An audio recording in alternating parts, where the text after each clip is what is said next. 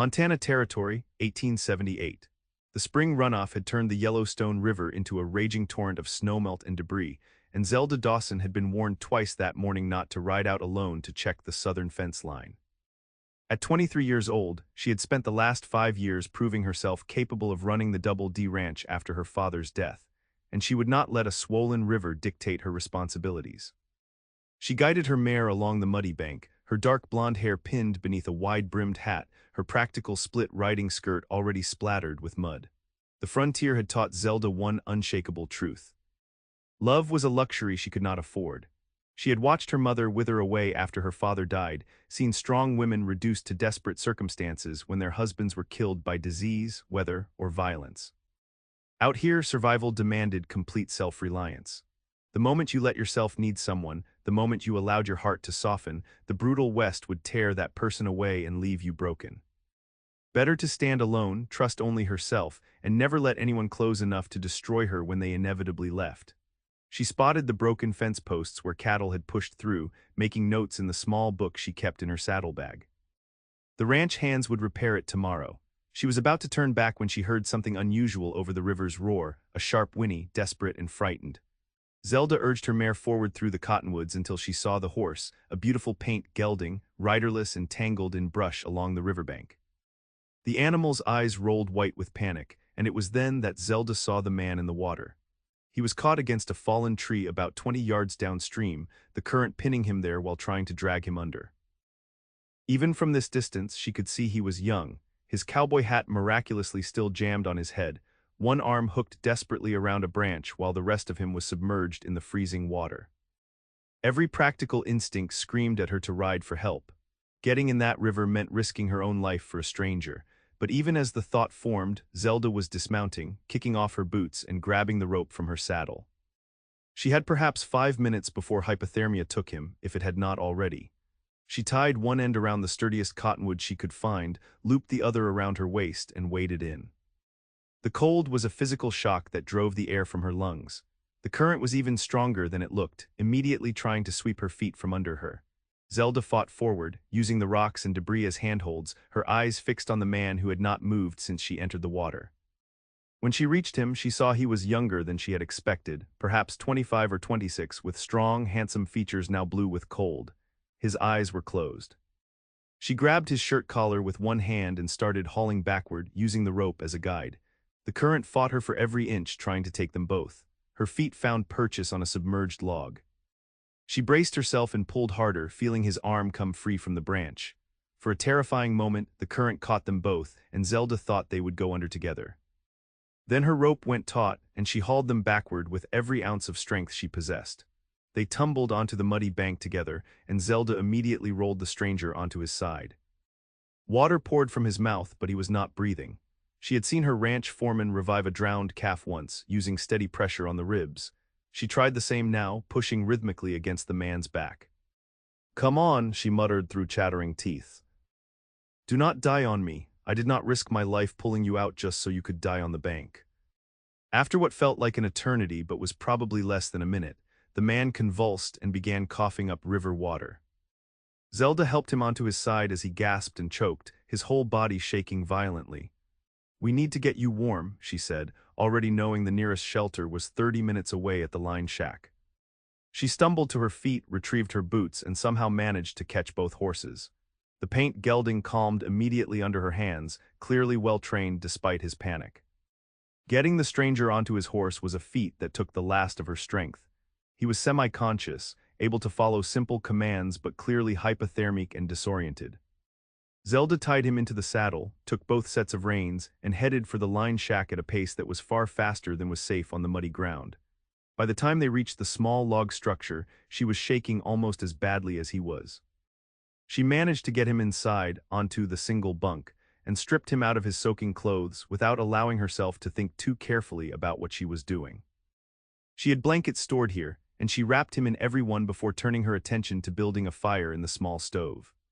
Only when flames were crackling and she had stripped out of her own wet clothes, wrapping herself in a dry horse blanket from the tack corner, did Zelda allow herself to collapse into the chair and truly look at the man she had pulled from the river. Even half frozen and unconscious, he was striking.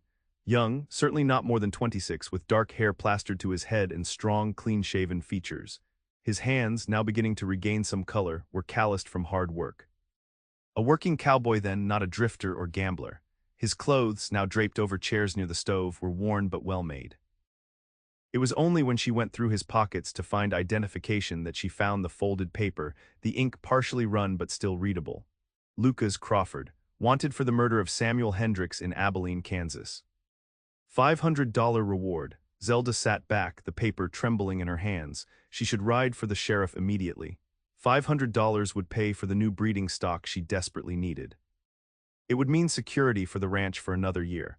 But she looked at the man on the bunk, his breathing still shallow and labored, and knew she could not leave him. Not yet, not until she was certain he would survive.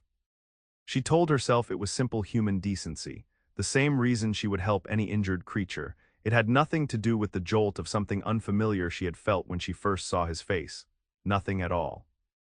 Lucas Crawford opened his eyes to firelight and confusion. His entire body ached, his lungs burned, and his memories were a fragmented mess of cold water, terror, and darkness. He tried to sit up and immediately regretted it as the room spun. "Stay down." The voice was female, firm, and coming from somewhere to his left. "You nearly drowned. You are lucky to be alive." Lucas turned his head carefully and saw her.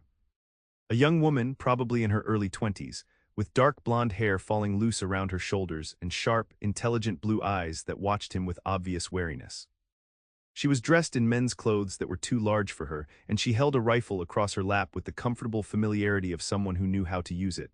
"Where am I?" His voice came out as a rasp. "Line shack on my ranch."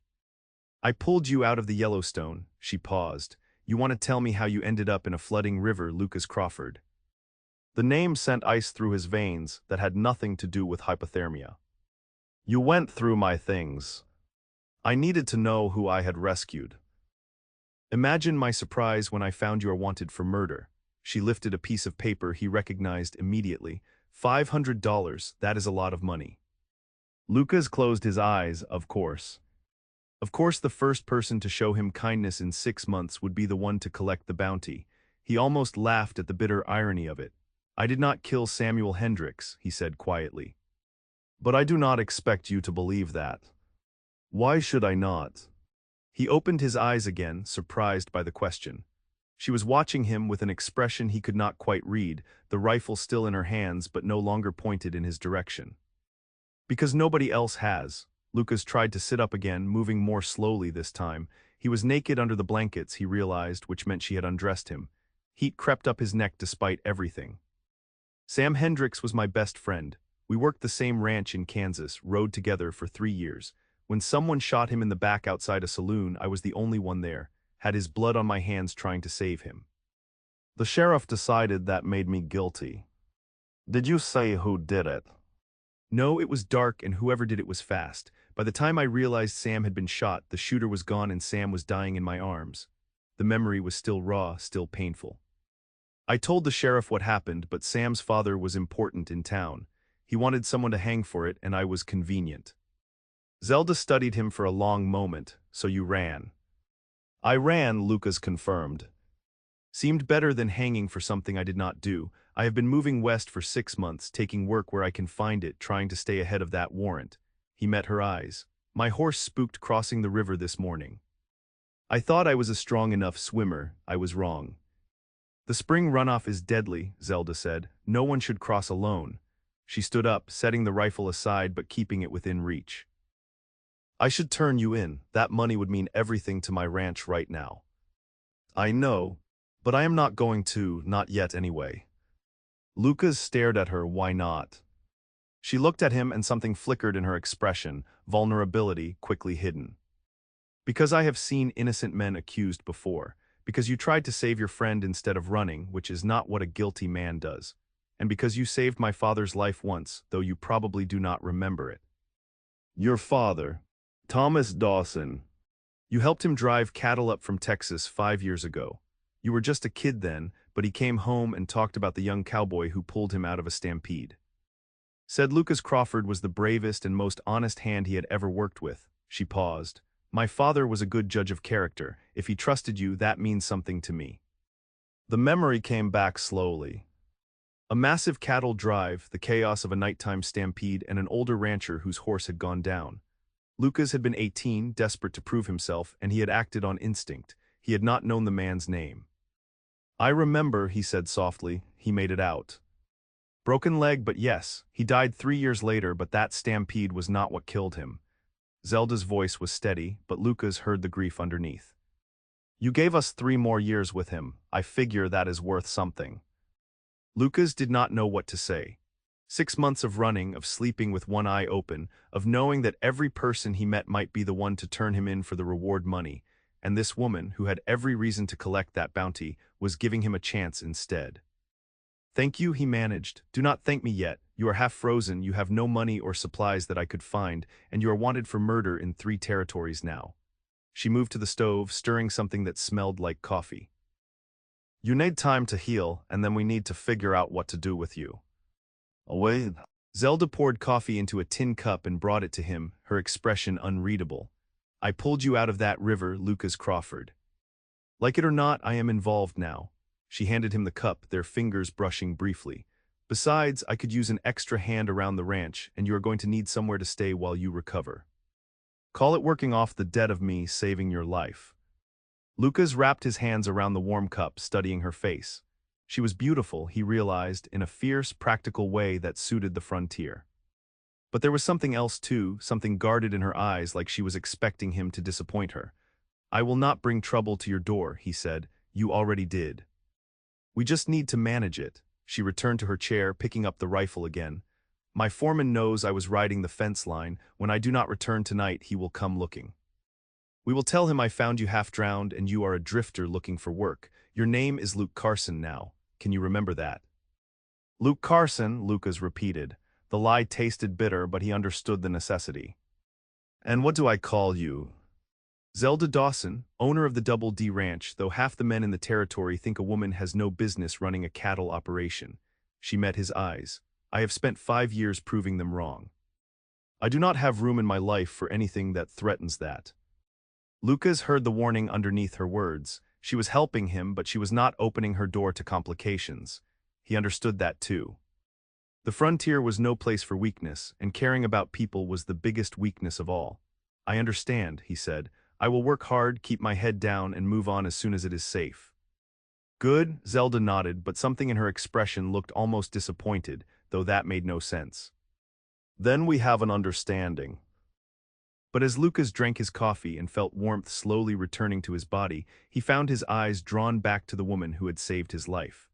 There was a story there, in the way she held herself apart, in the walls he could see in her eyes.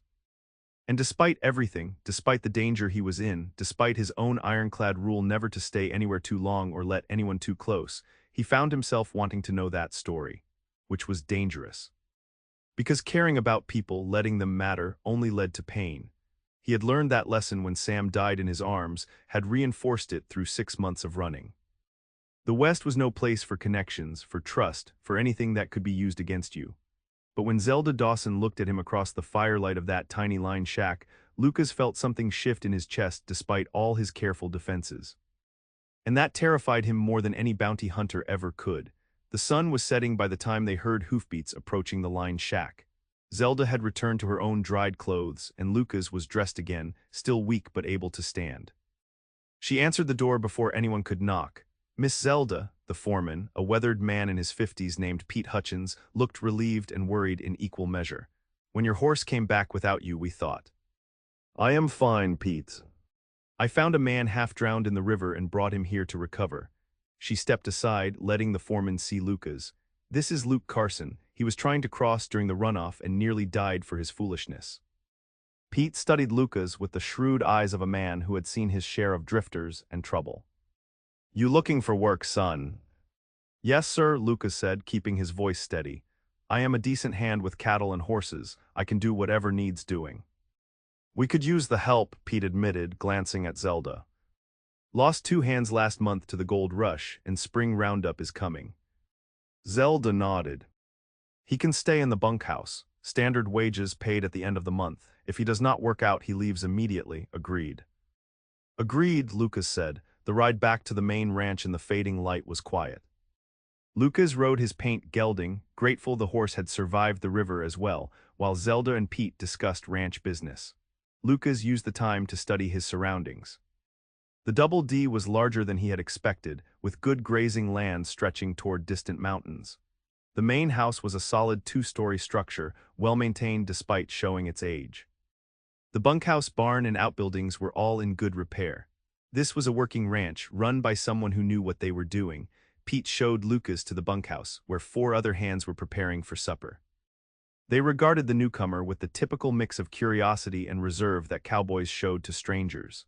Lucas gave his false name, answered basic questions, and claimed his bunk with the ease of someone who had done this many times before. But later, lying in the dark and listening to the sounds of other men sleeping, Lucas found his thoughts returning to Zelda Dawson, to the way she had risked her own life to save him, to the intelligence and strength he had seen in her eyes, to the walls she kept up that reminded him so much of his own. He had told himself for 6 months that he was safer alone, that caring about anyone or anything was a liability he could not afford. And yet here he was, lying in a stranger's bunkhouse, his life literally in her hands, and feeling something he had not felt since leaving Kansas. Hope. It was the most dangerous feeling of all. The next morning, Lucas woke before dawn with the other hands and discovered that Zelda had not been exaggerating about needing help. Spring roundup meant long days in the saddle, roping and branding calves, mending fences, and moving cattle to higher pastures. The work was hard and familiar, and Lucas fell into it with relief. Physical labor meant less time to think, less time to remember Sam's death or the life he had left behind.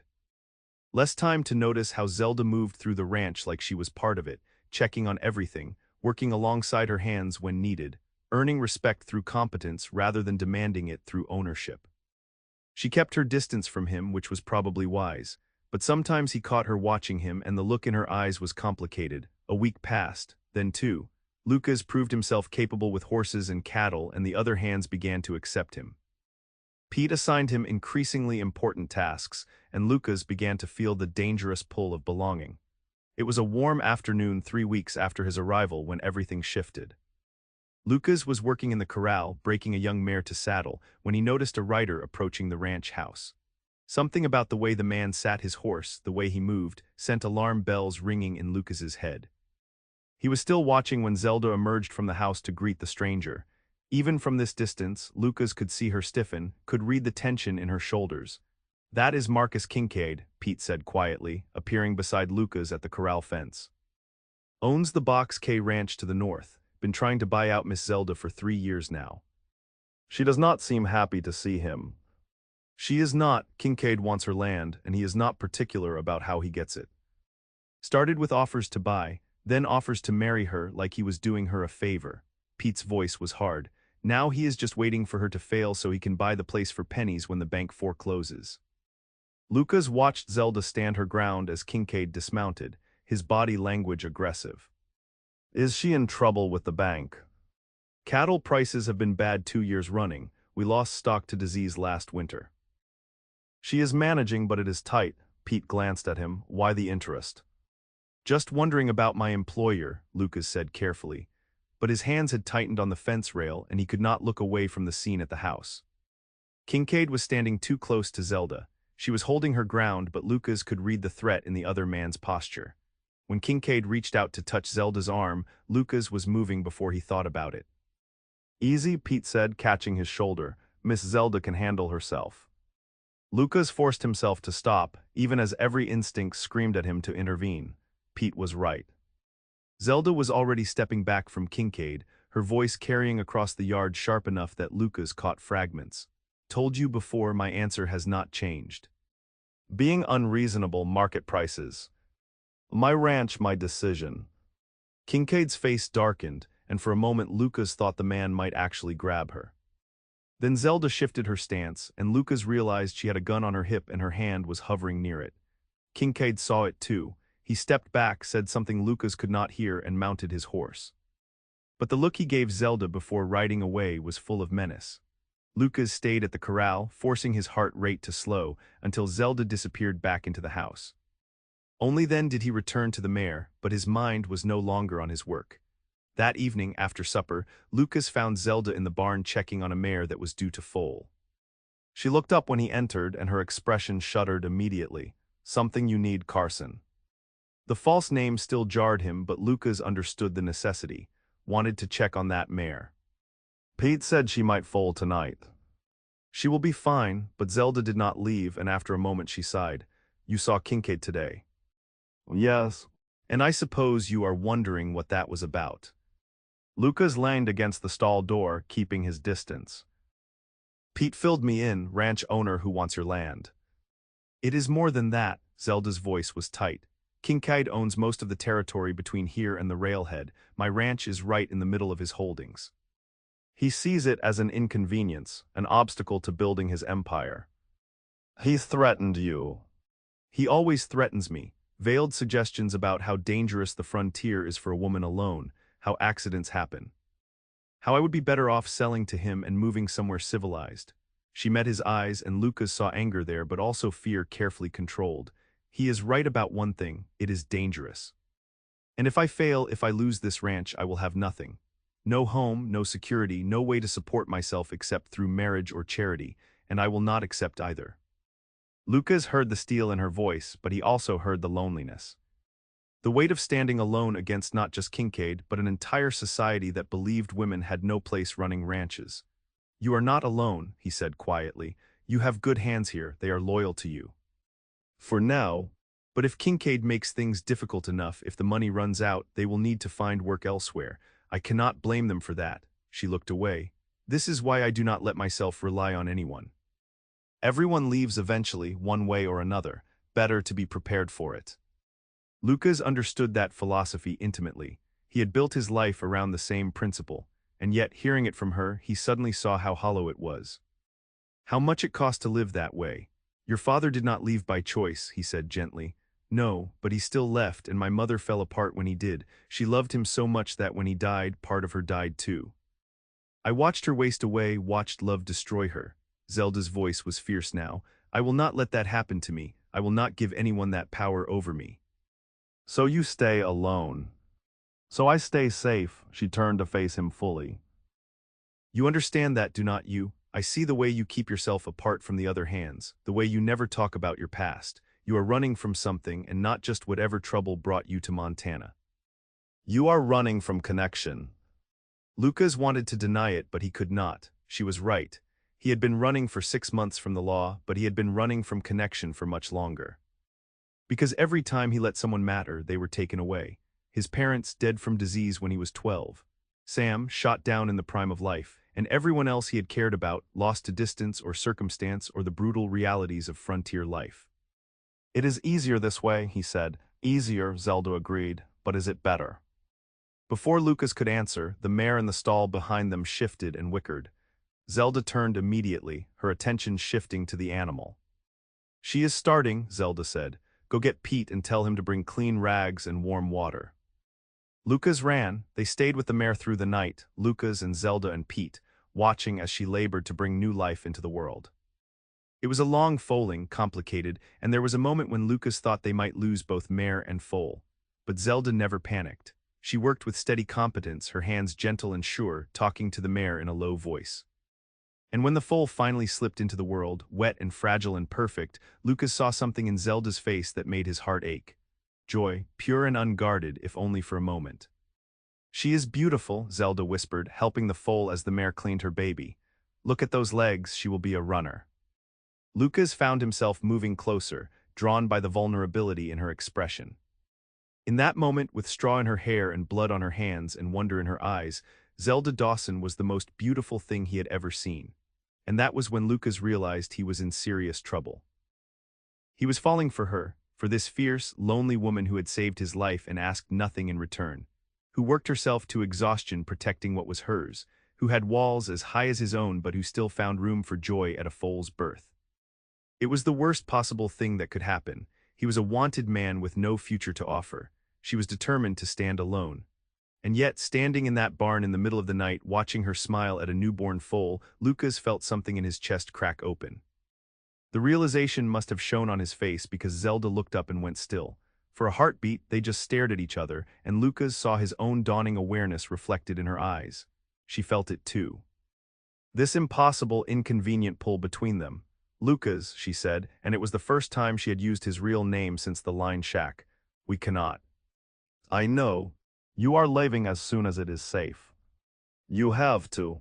I know, Lucas said again, even as everything in him wanted to argue. This does not change anything. But they both knew that was a lie. Everything had already changed. Pete returned then with fresh water, and the moment shattered. They finished settling the mare and foal, and as dawn broke over the mountains, they walked back to their separate quarters. Lucas did not sleep. He lay in his bunk and thought about Zelda's words from the day before, running from connection, keeping himself apart. He had told himself it was survival, but maybe it was just cowardice. Maybe the real danger was not in caring. Maybe it was in never letting himself try. The thought followed him through the next days. Lucas found himself watching Zelda, noticing things he had tried to ignore before. The way she was always the first to work and the last to stop. The way she knew every animal on the ranch by name. The way her hands sometimes shook when she thought no one was looking, betraying the fear she kept hidden. She was drowning under the weight of responsibility, and she would not let anyone help carry it. Lucas started finding small ways to make her life easier, fixing things before they broke, taking on extra work without being asked. Staying late to handle tasks she usually did herself. She noticed, of course. Zelda noticed everything, but she did not tell him to stop. A month after the foaling, Lucas was mending fence in the north pasture when he saw riders approaching from Kincaid's land. 3 men riding with purpose. He recognized that kind of purpose. It never meant anything good. He was already moving toward them when he realized they were not heading for the ranch house. They were heading for the herd. Lucas spurred his horse into a run. He reached the cattle just as the 3 riders began firing shots in the air, spooking the herd into a stampede aimed directly at a ravine. If the cattle went over that edge, Zelda would lose half her stock. There was no time to think, only react. Lucas drove his horse into the path of the stampede, firing his own gun to turn the leaders. It was insane, suicidal, the kind of thing that got cowboys killed. But if he did not stop them, Zelda would lose everything. The lead cattle turned, confused by Lucas's horse and the gunshots. The rest began to follow, the stampede breaking apart into milling confusion. Lucas kept moving, kept pushing them away from the ravine, his heart hammering against his ribs. He did not see the rider coming until it was almost too late. One of Kincaid's men, angry that their sabotage had failed, rode straight at Lucas with clear intent. Lucas tried to turn, but his horse stumbled on the rough ground. The shot rang out before Kincaid's man could fire. Lucas looked up to see Zelda on the ridge above them, rifle in her hands, smoke trailing from the barrel. Her shot had been carefully placed, hitting the ground in front of the attacker's horse, spooking it into rearing. The man fought for control, and his companions decided they had seen enough. All 3 fled back toward Kincaid's land. Zelda rode down to Lucas, her face pale but her hands steady. Are you hurt? No, Lucas's heart was still racing. They tried to stampede the herd into the ravine. I know, I saw. She looked at the cattle, now calming under the hands of other ranch workers who had arrived, then back at Lucas. You could have been killed. What were you thinking? I was thinking you cannot afford to lose half your herd. Lucas dismounted carefully, his legs shaky. Kincaid is not just threatening anymore. He is actively sabotaging you. I know, Zelda's voice was hard. And there is nothing I can do about it unless I catch him in the act, which I never will. He is too smart to do his own dirty work. So what now? Now I hire guards for the herd and hope I can afford to pay them. She looked exhausted suddenly. And I hope that is enough. Lucas wanted to reach for her, to offer comfort, but he did not. They had been careful to maintain distance, to not let the thing between them grow. But standing there in the aftermath of near disaster, Lucas felt his carefully constructed walls crumbling. Zelda. Do not, she cut him off, her voice sharp. Whatever you are about to say, do not. I know what I saw in the barn that night. I know what I feel when I look at you, but it does not matter. She met his eyes, and Lucas saw pain there. You are a wanted man, Lucas. Every day you stay here, you risk bringing bounty hunters to my door, and I cannot afford that. Not now, not when I am barely holding on. I would never. I know you would never intentionally put me in danger, but it does not change reality. Zelda's hands tightened on her reins. In another life, maybe we could have had something. But not in this one. We both have too much to lose. She rode away before Lucas could respond, leaving him standing in the pasture with his heart in his throat. She was right, of course she was right. He had known it from the beginning, but knowing something intellectually and accepting it emotionally were two different things. Lucas had spent 6 months running from his past, telling himself he was safer alone. But the truth he was finally facing was uglier than that. He was not just protecting himself. He was protecting himself from the pain of loss, from the vulnerability of caring, from the terrible risk of opening his heart. He had thought he was being strong, but maybe he was just being afraid. That night, Lucas made a decision. He would stay until the ranch was secure from Kincaid's threats. He would work as hard as he could, help Zelda through the spring roundup and whatever else came. And then he would leave before he brought real trouble to her door. It was the only honorable thing to do. But as he lay in his bunk that night, Lucas knew leaving was going to tear him apart. The spring roundup began the following week, and for days Lucas barely slept. They worked from dawn to dusk, gathering cattle from winter pastures, branding calves, separating stock for market. It was brutal, exhausting work, but Lucas welcomed it. Physical exhaustion was easier than thinking. Zelda worked alongside them, riding as hard as any hand, her face set with determination. She never complained, never backed down, even when Lucas saw her swaying with exhaustion in the saddle. Her strength was both inspiring and heartbreaking. On the fourth night of the roundup, with most of the cattle gathered and branded, the hands celebrated with whiskey around the campfire. Lucas stayed on the edge of the group, not quite part of the camaraderie but no longer fully separate either. He had started to care about these men, he realized, about Pete with his dry humor. About young Jamie who reminded Lucas of himself at 18, about all of them. It was dangerous, that caring, but it felt like being alive. "You have done good work, Carson." Pete settled beside him, offering a flask. "Miss Zelda made a good choice taking you on." Lucas accepted the whiskey, letting it burn down his throat. She took a risk. She did.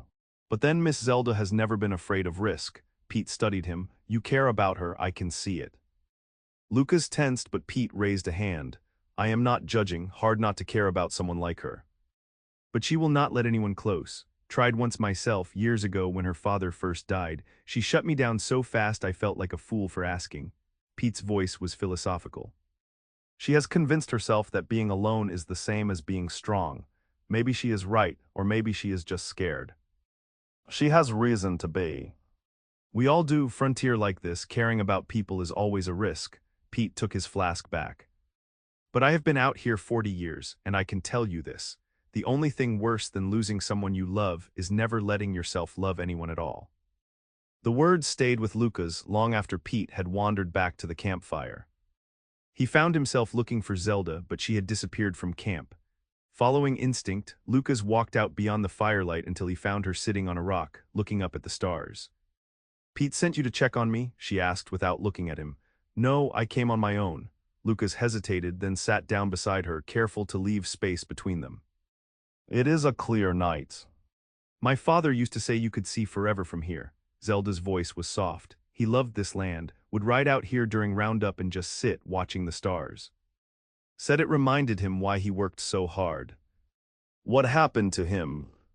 "Heart gave out in the middle of winter, went to bed one night and never woke up." She was quiet for a moment. It was peaceful at least.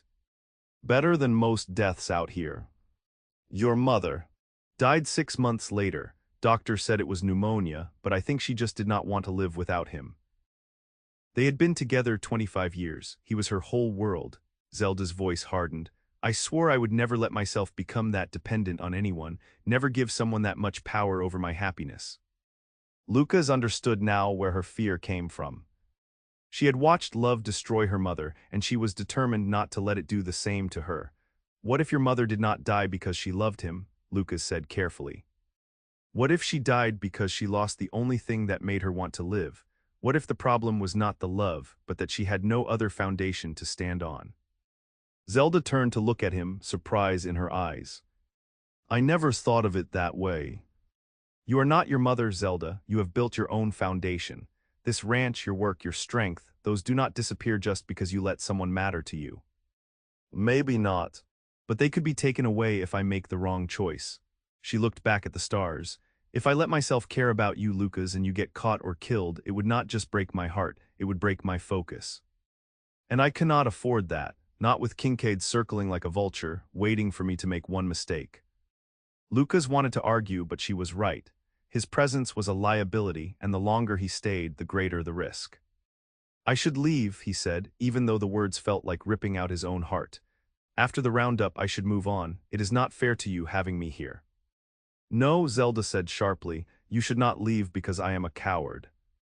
If you want to go, if it is time for you to move on, that is your choice, but do not make it for me. I am trying to protect you.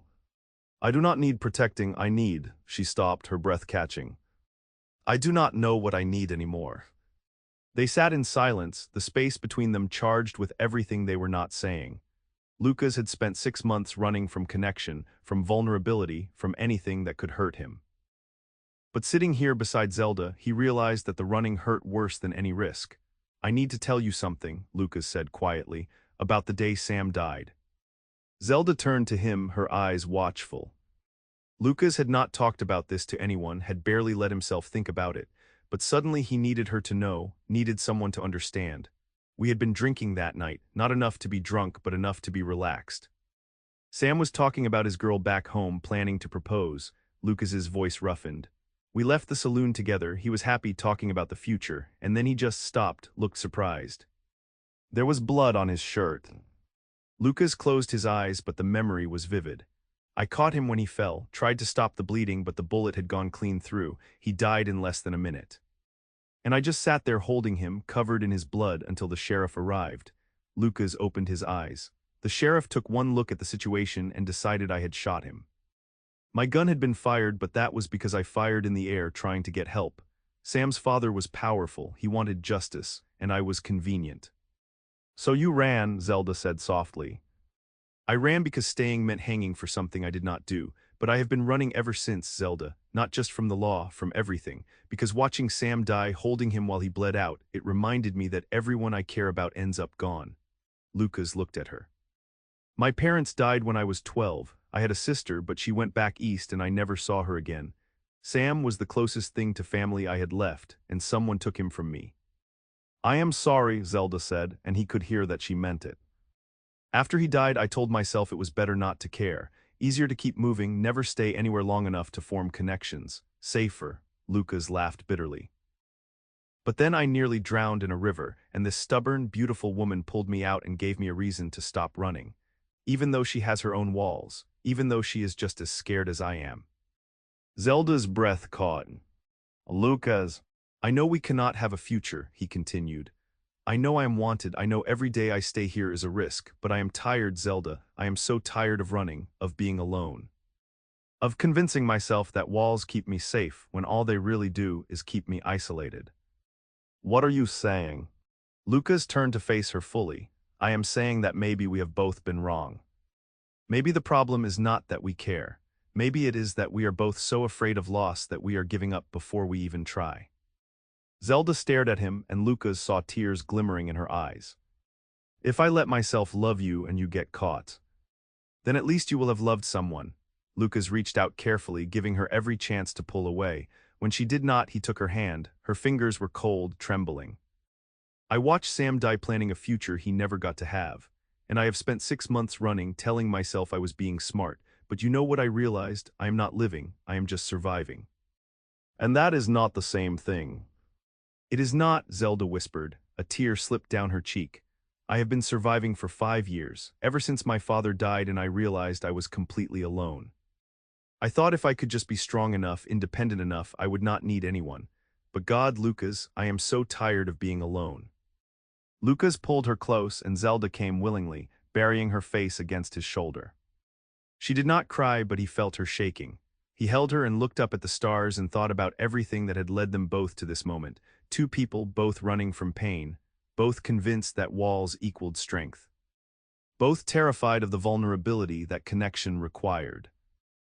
I do not know what happens next, Lucas said quietly. I am still wanted, Kincaid is still a threat, everything is still complicated and dangerous. I know, Zelda pulled back to look at him. But maybe we do not need to have all the answers right now. Maybe we just need to stop running. Lucas cupped her face in his hands, giving her time to pull away. When she did not, when she leaned into his touch, he kissed her. It was gentle at first, questioning.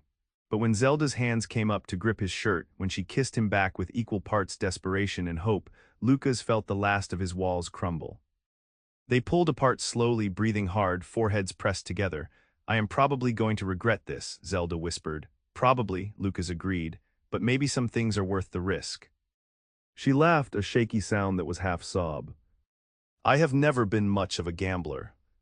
"Me neither," Lucas kissed her again, soft and sweet. "But I am willing to bet on this, on us." They stayed out under the stars until the campfire began to die down, talking about everything and nothing.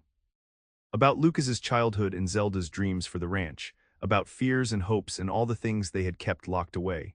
When they finally returned to camp, Pete looked up from the fire and met Lucas's eyes.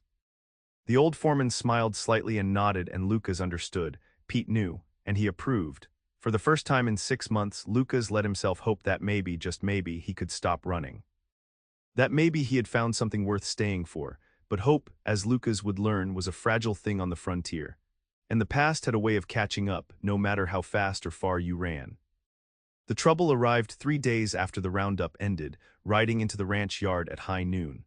Lucas was in the corral working with a young horse when he heard the commotion. He looked up to see 3 men on horseback at the main house, and his blood turned to ice. He recognized the badges immediately. U.S. Marshals. Pete appeared at his elbow. "You need to run, now I will stall them." No, Lucas's mind was racing. Running now would confirm their suspicions.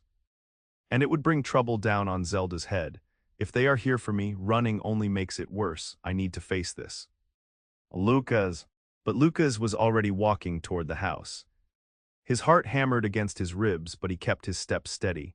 Zelda had come out onto the porch, and even from here he could see the tension in her shoulders. The lead marshal was a hard-faced man in his 40s.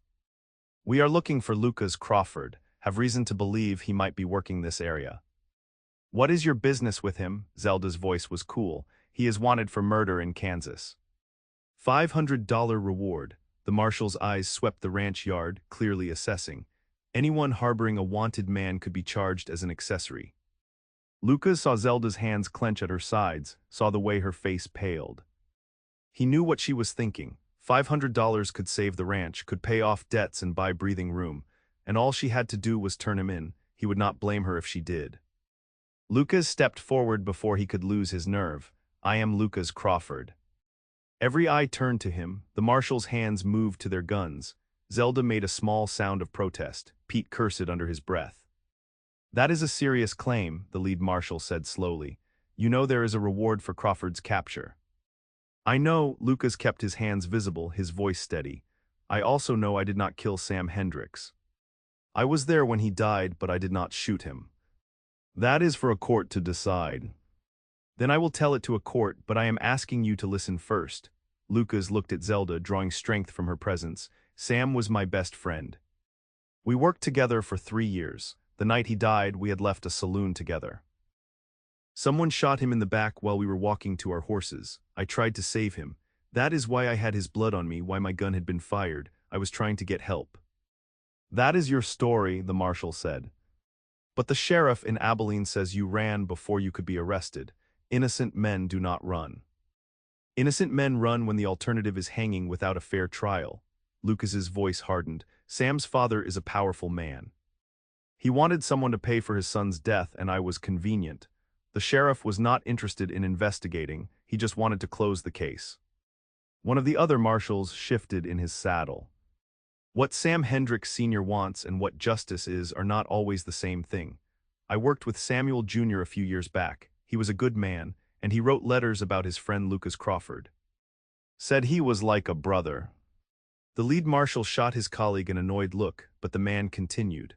"Seems odd that Crawford would murder someone he wrote about like family. Seems like maybe we should look into this before dragging him back in chains. Our job is to bring him in, not investigate." "Actually, our job is justice." The second marshal looked at Lucas. "Tell me about that night." "Everything you remember." Lucas did. He described the saloon, the conversation with Sam, leaving together. The shot that came from the darkness, the way Sam had looked at him with surprise and confusion before the light left his eyes.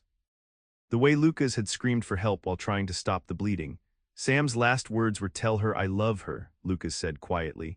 He was talking about his girl Abigail. He was planning to propose. Those are not the dying words of a man who was shot by his friend.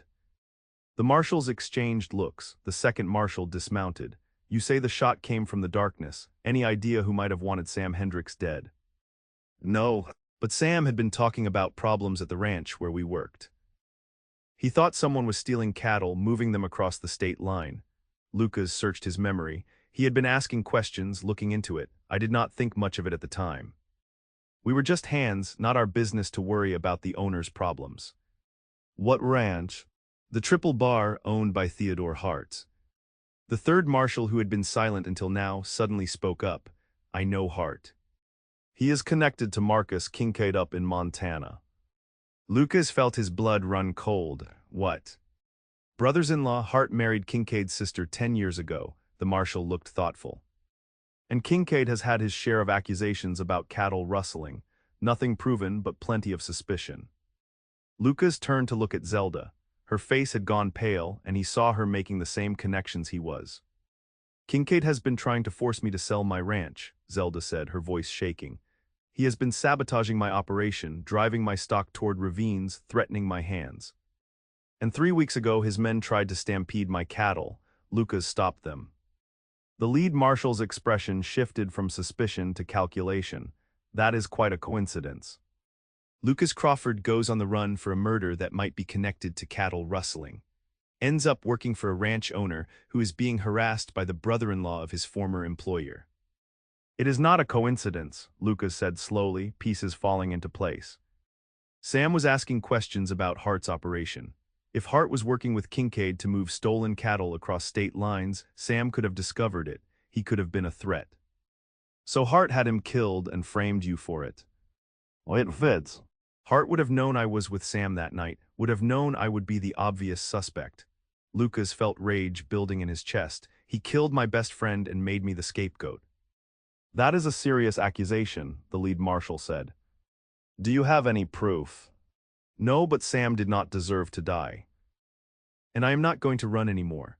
Lucas met the marshal's eyes. I will go with you, I will face trial, but I am asking you to investigate Hart and Kincaid before you make up your minds about my guilt. The marshals conferred in low voices. Lucas stood still, very aware of Zelda's presence behind him, of Pete and the other hands watching from the bunkhouse. This was it, the moment when his past caught up with him completely.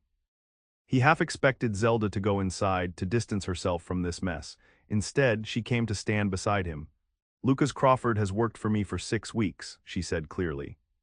In that time he has been honest, hardworking, and he risked his life to save my herd from Kincaid's sabotage. If he was capable of murder, I think I would have seen signs of it by now. Miss, you should stay out of this. This is my ranch, Marshal. I will not stay out of anything. Zelda's voice was steel. And I am telling you that the man you are accusing does not match the man I know. Maybe you should be asking why Lucas was framed instead of assuming he is guilty. The lead marshal studied her for a long moment, then sighed. We are going to need to take him into custody while we investigate. I am sorry, Miss Dawson, but that is procedure. Then I am riding with you to Miles City, Zelda said immediately. And I am hiring the best lawyer in the territory. Zelda, no, Lucas started. Yes, she turned to him, her eyes fierce. You said we stop running, that means we face this together. You do not get to make that choice for me. Lucas felt something tight in his chest loosen. He had been alone for so long, facing everything by himself. The idea that someone would stand beside him, would fight for him, was almost more than he could process. All right, he said quietly, together. The marshal produced handcuffs, and Lucas held out his wrists without protest. But as the metal closed around them, he looked at Zelda and saw something in her eyes that gave him hope. She believed in him, and maybe, just maybe, that would be enough. The ride to Miles City took 2 days, and Zelda refused to be left behind. She rode alongside the marshals with her head high and her spine straight, and Lucas had never loved her more. They talked when they could, in the brief moments when the marshals allowed it. About the ranch, about what Pete would need to handle in her absence, about everything except the very real possibility that Lucas might hang. I am sorry, Lucas said quietly on the second night when they were camped and he had been allowed to sit by the fire without his handcuffs. I brought this to your door. You did not bring anything. The past caught up. Zelda sat close enough that their shoulders touched. "And I am not sorry. If you had not come to Montana, if I had not pulled you out of that river, I would still be alone, still convinced that walls made me strong." "You showed me that is not true." "Zelda." "I love you," she said, the words rushed but clear. "I do not know when it happened. Maybe when I saw you risk yourself for my cattle, maybe earlier in the barn with the foal. Maybe even in the line shack when you were half frozen and still worried about bringing me trouble. But I love you, Lucas Crawford, and I am not letting you face this alone." Lucas stared at her, his heart in his throat. "I am a wanted man. This might not end well." "Maybe not, but I would rather have this, right now, than spend the rest of my life wondering what if." She leaned her head against his shoulder. "You were right, I have been so afraid of loss that I was not living. Just surviving, and that is not enough anymore."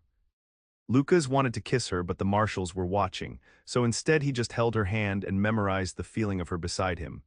"I love you too," he whispered. "Whatever happens, you need to know that." "I know," Zelda said, "and we are going to fight this, together." Miles City was a rough frontier town, the kind of place where justice was negotiable and money talked louder than truth. But Zelda had not been exaggerating about hiring the best lawyer. She found Nathaniel Pierce, a sharp-eyed attorney from St. Louis who had made his reputation defending the accused in frontier courts.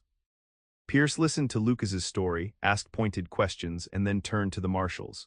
"You have no physical evidence linking my client to the crime. The gun that killed Samuel Hendricks was never found. There were no witnesses to the shooting. The only thing you have is circumstantial evidence and the word of a sheriff who may have been too quick to close the case." Pierce's voice was cold. "I am filing a motion to dismiss based on lack of evidence. And I am also requesting that you investigate Theodore Hart and Marcus Kincaid for conspiracy to commit murder." "That is a bold move," the lead marshal said, but Lucas heard the hint of respect in his voice. "I am a bold lawyer. And I do not like seeing innocent men hang because it is convenient." Pierce looked at Lucas. "I believe you, and I am going to prove you did not kill your friend." Over the next week, Pierce worked like a man possessed. He sent telegrams to Kansas, interviewed witnesses, and built a case that put Theodore Hart's operation under intense scrutiny. And slowly, the truth began to emerge. Sam Hendricks had been investigating cattle rustling on the Triple Bar Ranch. He had kept notes, hidden in his bunk, detailing suspicious movements and discrepancies in the books. Those notes had been found after his death and quietly destroyed by Hart, but Sam had also written letters to Abigail, his fiancée, mentioning his investigation. Abigail had kept every letter. And when Pierce contacted her, she provided evidence that Sam had feared for his life in the days before his death. More damning, a ranch hand from the Triple Bar came forward. He had witnessed Sam's murder, had seen Theodore Hart pay a gunman to shoot Sam in the back and frame Lucas. The hand had been too afraid to speak up at the time, but the marshal's investigation gave him courage. With this testimony, Hart was arrested, and when faced with hanging for murder, he gave up Marcus Kincaid as his partner in the cattle rustling operation. It took 3 weeks, but eventually the charges against Lucas were dropped. The judge issued a formal apology, and Lucas walked out of the jailhouse a free man. Zelda was waiting on the steps. She looked exhausted, pale, her clothes dusty from days of travel between Miles City and the ranch. But when she saw Lucas, her face transformed with joy. He caught her as she launched herself at him, holding her tight while she laughed and cried against his shoulder. "You are free," she said, her voice muffled. "God, Lucas, you are actually free." "Thanks to you," Lucas pulled back to look at her. "You saved me again." "We saved each other," Zelda cupped his face in her hands. "And now we get to figure out what comes next." What came next was Kincaid's arrest and the collapse of his empire. With Hart's testimony, the law came down hard on the cattle rustling operation. Kincaid lost his ranch, his reputation, and his freedom. His threats against Zelda evaporated with his power. The Double D Ranch stabilized. With Kincaid gone and cattle prices rising, Zelda began to turn a profit. She was able to pay her hands, invest in new breeding stock, and secure the future she had fought so hard to build. And Lucas stayed, not as a fugitive hiding from his past, but as a free man choosing his future. They were married in the spring, a year after Zelda had pulled him from the river. The ceremony was simple, held at the ranch with Pete as Lucas's best man and the ranch hands as witnesses. Zelda wore a dress the color of Montana's sky, and Lucas had never seen anything more beautiful. "I thought I needed to be alone to be strong," Zelda said during their vows, her voice clear. But you taught me that true strength is letting someone stand beside you. I love you, Lucas Crawford, and I choose you every day for the rest of my life. I thought I was safer running, Lucas replied, his eyes never leaving hers. But you taught me that the only real safety is in finding somewhere you belong. I love you, Zelda Dawson, and I am done running. This is home. You are home. They built a life together, one day at a time. The ranch prospered under their joint management, Lucas's skill with horses complementing Zelda's head for business. They expanded the operation, hired more hands, and became one of the most successful ranches in Montana territory. And when their first child was born, a daughter with Zelda's blue eyes and Lucas's dark hair, they named her Samantha, after the friend whose death had set Lucas on the path that eventually led him home. Years later, Lucas would ride out to the hill where he and Zelda had first talked under the stars. He would look out over the land they had built together and think about the journey that had brought him here. He had been a broken man when Zelda pulled him from that river. Broken by loss, by running, by the belief that connection meant vulnerability meant danger. She had been just as broken, convinced that strength meant standing alone. But together they had learned a different truth, that love was not weakness but courage, that letting someone in was not dangerous but necessary, that the frontier was harsh and unforgiving, but it was bearable when you had someone to face it with. Zelda would join him on that hill, their daughter riding between them, and she would take his hand. And Lucas would look at the life they had built, the thriving ranch, the family they had created, the love that had defied every odds stacked against them, and know that he had finally found what he had been running from all along. Not safety. Not isolation, but home, the real kind built on trust and love and the choice to stop running and start living.